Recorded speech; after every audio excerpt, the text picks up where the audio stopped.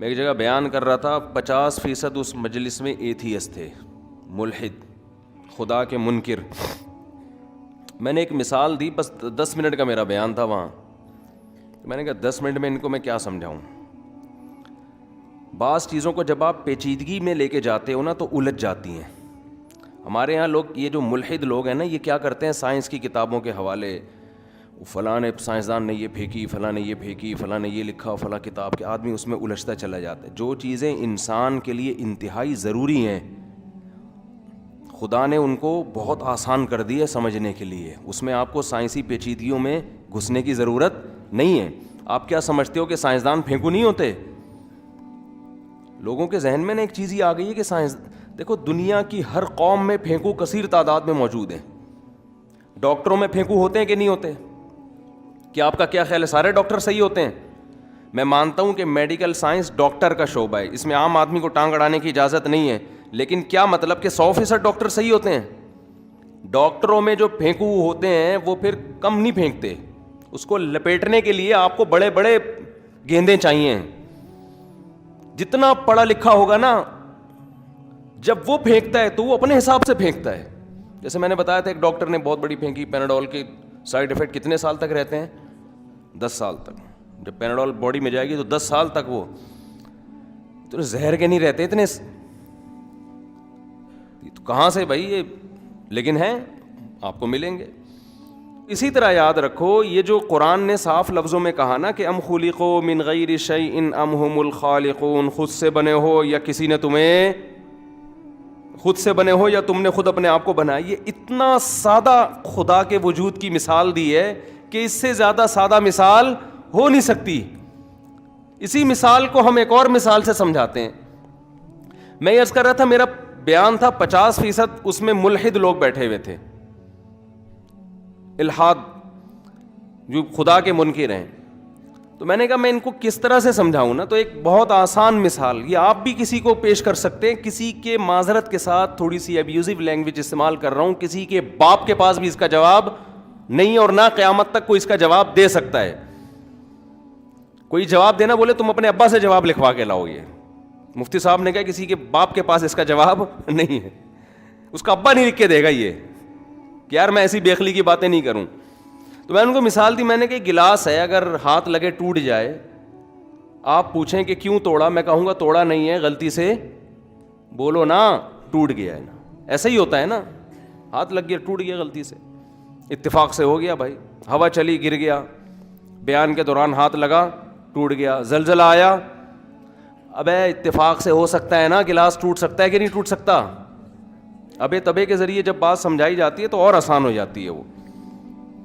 تو گلاس کو ہاتھ لگا کے بھی ٹوٹ سکتا ہے، زلزلہ آنے سے بھی ٹوٹ سکتا ہے. اور اللہ آپ کا بھلا کرے، کوئی دور سے پتھر کسی اور کو مانگ رہا تھا، لگ کہاں گیا؟ گلاس پہ لگا، اس سے بھی ٹوٹ سکتا ہے. تو ٹوٹنے کی بہت ساری ریزن ہو سکتی ہیں. اس کے لیے ضروری نہیں ہے کہ کسی نے توڑا ہو. سمجھتے ہو، گلاس ٹوٹا ہوا پڑا تھا، آپ آئے دیکھا جڑا ہوا رکھا ہوا ہے اوپر. گلاس ٹوٹا ہوا پڑا تھا، آپ آئے دیکھا آپ نے کہ جڑا ہوا میز پہ رکھا ہوا ہے. اب آپ پوچھیں گے مفتی صاحب یہ گلاس کس نے جوڑا؟ میں کہوں خود سے جڑ گیا، جیسے ٹوٹا خود سے سا جڑ. آپ مانو گے؟ میں کہوں نہیں، وہ ایکچولی ایک سائنٹسٹ تھا 200 سال پہلے، اس نے ایک تھیوری پیش کی تھی، اور لمس یونیورسٹی میں یہ تھیوری آج بھی پڑھائی جا رہی ہے. اس نے کہا تھا کہ اگر اس کائنات میں یوں ہو، مجھے تو نہیں پتا کیا کیا کر رہے ہیں سائنسدان نا، تو یوں ہو تو اربوں کھربوں سال میں یوں ہو کہ ایسا ہو سکتا ہے. میں کہوں گا بھائی تو میری کھوپڑی یہ کہتی ہے، سیدھی بات ہے، چیزیں خود بخود ٹوٹتی تو ہیں، ٹوٹی ہوئی چیزیں جڑتی خود بخود نہیں. ایک گلاس نہیں جڑ سکتا، اربوں سال ہو کھربوں سال ہو، آج تک ایسا کبھی نہیں ہوا. ایسا کرو گے تو کوئی بھی نہیں آئے گا، یعنی ایسی باتیں سننے کے لیے کوئی بھی نہیں آئے گا.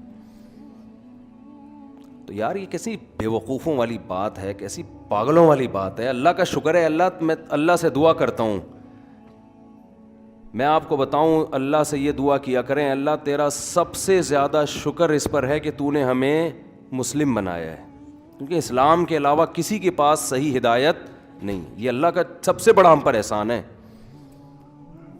سب سے بڑا احسان. جب آدمی دین پر ہوتا ہے اس کی کھوپڑی صحیح کام کرتی ہے, وہ متاثر نہیں ہوتا ان فضول قسم کے نعروں سے. تو جلدی سے بس بات کو سمیٹ کے ختم کر رہا ہوں. مسجد والے بھی پھر مجھے وہ کہتے ہیں یار آپ ہر دفعہ لیٹ کر دیتے ہو, بس 2-3 منٹ لوں گا.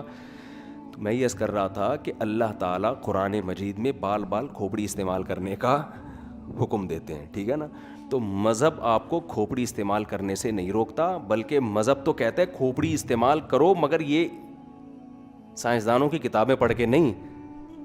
جو چیزیں آسان ہیں وہ 2 اور 2 4 کی طرح ذرا سی کھوپڑی استعمال کرنے سے سمجھ میں آ جائیں گے کہ گلاس خود بخود ٹوٹ سکتا ہے.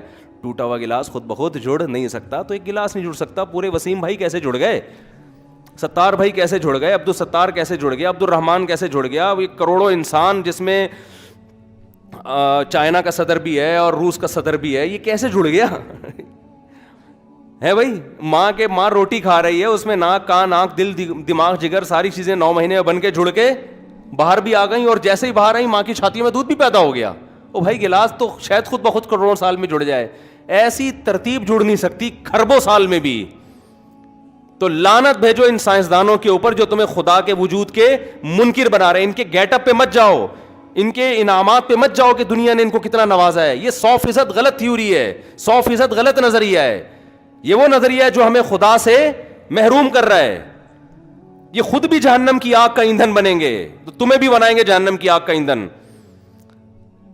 ہم اتنی بات جانتے ہیں, یہ سارا نظام آٹومیٹیکلی نہیں ہو سکتا. ذالک تقدیر العزیز العلیم. اللہ کہتے ہیں یہ جو دن کو رات سے ادھیڑتا ہوں, رات کو دن سے ادھیڑتا ہوں, دن کو رات پہ لپیٹتا ہوں, رات کو دن پہ لپیٹتا ہوں. للشمس ینبغی لها ان تدرک القمر, نہ سورج چاند سے ٹکراتا ہے, ولا اللیل سابق النہار, نہ دن رات کے نظام میں گڑبڑ واقع ہوتی ہے.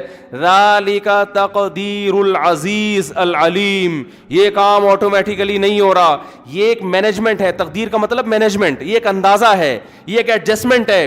العلیم, اس ذات کی القدیر, 2 صفات اس میں ہونی چاہیے. جس کے اندر 2 صفات ہو وہی یہ مینجمنٹ کر سکتا ہے. نمبر 1 پاورفل ہو, وہ جو کمزور ہے وہ اتنا بڑا سیٹ اپ نہیں چلا سکتا. ذالک تقدیر العزیز, عزیز کا مطلب غالب, جو چاہتا ہے کر گزرتا ہے. العلیم, دیکھو تقدیر کا کیا مطلب ہے, ایسا زبردست قدرت والا کہ جو چاہتا ہے کر گزر چاہے. وہ اتنے بڑے بڑے اجرام بنا دیے اس نے, کتنے لاکھ گنا بڑا سورج بنا دیا, اس سے بڑے بڑے ستارے بنا دیے, زمین بنا دی. اور العلیم, صرف پاورفل ہونا کافی نہیں ہے, اس کا علم بھی کیا ہو, کامل. اتنا زبردست علم کے منی کے ایک قطرے میں ایسے سافٹ ویئر انسٹال کر دیے اس نے کہ وہ قطرہ ماں کے پیٹ میں جاتے ہی آنکھ ناک کان دل دماغ جگر بنانا شروع کر دیتا ہے وہ. اور ادھر بچہ باہر آیا, روٹی سے دودھ بننا شروع, اور وہ دودھ ماں کی چھاتیوں میں آنا شروع, اور بچے کے دماغ کو پتا ہے کہ کہاں سے دودھ ملے گا اور میرے حلق میں کیسے اترے گا. یہ علم کے بغیر ممکن نہیں. ایک چھوٹا سا سافٹ ویئر کوئی انجینئر بنا سکتا ہے, کوئی پلمبر نہیں بنا سکتا, کوئی بڑھئی نہیں بنا سکتا. اس کے لیے یونیورسٹیوں میں کئی سال بال سفید کرنے پڑتے ہیں, پھر کوئی شخص کوئی سافٹ ویئر ایجاد کرتا ہے. اور ہمارا رب نے ایسے سافٹ ویئر منی کے قطرے میں انسٹال کر دیے, انسان بنتے چلے جا رہے ہیں, اور ہر انسان میں پھر اسپم ہے جو مزید انسان پیدا کرنے کے قابل ہیں.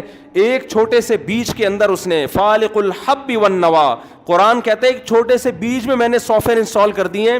آم کی گٹلی میں دیکھو, اس کو زمین میں ڈالو, فوراً تناور درخت نکلنا شروع. وہ درخت بڑے ہوتے ہوتے ہوتے ہوتے پھر ایک وقت پہ ایک تناور درخت بنتا ہے, پھر اس میں پھول نکلنا شروع, پھر نر مادہ پھولوں کا ملاپ, پھر چھوٹی سی کیری سے پھر وہی ہزاروں آم, اور ہر آم کے اندر وہی گٹلی جو آپ نے زمین میں دفن کی تھی, اور ہر گٹلی کے اندر کروڑوں آم پیدا کرنے کی صلاحیت. لاکھوں سالوں سے یہ سلسلہ, یہ سائیکل ہے, یہ چکر ہے جو گھومے چلے جا رہا ہے. اتنا زبردست دیکھو, ایک چھوٹی سی سائیکل جس میں آپ ایک پیڈل گھماتے ہو, چین سے گراری گھومتی ہے, گراری سے پچھلا پہیہ گھومتا ہے, یہ ایک سائیکل ہے نا. یہ سائیکل اللہ کی قسم کم پیچیدہ ہے, اور آم کی گٹلی میں جو سائیکل ایک سسٹم چل رہا ہے نا, گول سسٹم, یہ کروڑہ گنا زیادہ پیچیدہ ہے. اگر کوئی ڈاروین جیسا سائنسدان اٹھ کے کہتا کہ یہ جو سائیکل ہے جسے بچے بیٹھ کے چلاتے ہیں, اس کی گراریاں خود بخود جڑ گئی ہیں, خدا کی قسم کوئی اس پہ یقین نہ کرتا, لیکن آم کی گٹلی کا سائیکل جو اس سے کروڑا گنا زیادہ پیچیدہ ہے, وہی سائیکل ہے نا, زمین میں دفن ہو رہی ہے, درخت بن رہا ہے, پھر آم, پھر اس کے اندر گٹلی, پھر زمین میں, یہ سلسلہ کروڑوں سال سے چل رہا ہے. یہ سائیکل میرے بھائی خود بخود وجود میں نہیں آ سکتی ہے.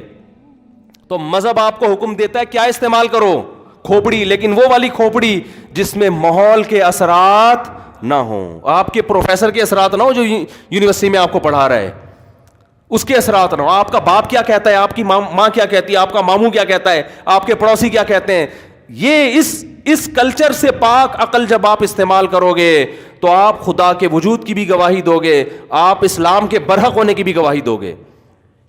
ہاں کچھ باتیں آپ کے مینٹل لیول سے اوپر کی ہیں, وہ عقل کے خلاف نہیں ہیں, وہ عقل سے اوپر کی ہیں. مرنے کے بعد دوبارہ زندگی ہے, یہ عقل کے خلاف نہیں ہے, یہ عقل سے اوپر کی چیز ہے.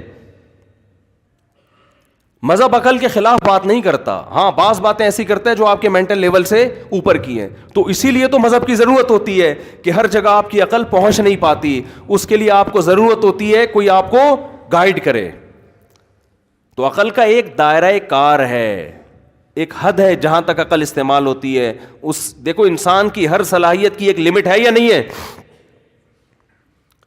کیا خیال ہے بھائی؟ ایک صاحب مجھے کہنے لگے یار یہ 4 شادیاں لوگ کریں گے تو یہ کیا ہوگا. میں نے کہا بھائی کتنے کر لیں گے, ہر ایک کی ایک لمٹ ہے نا. ہر جگہ 4 شادیاں پتہ نہیں کیوں آ رہی ہیں ہر جگہ. لوگ سارا پورا ہفتہ مجھ پر اعتراضات ہی یہی کر رہے ہوتے ہیں نا, جو ملتا ہے یہی بات کر رہا ہوتا ہے, تو پھر مجبوراً میں بھی ماحول سے متاثر ہو گیا ہوں. اب میں نہیں کر رہا, یہ آپ کروا رہے ہیں مجھ سے.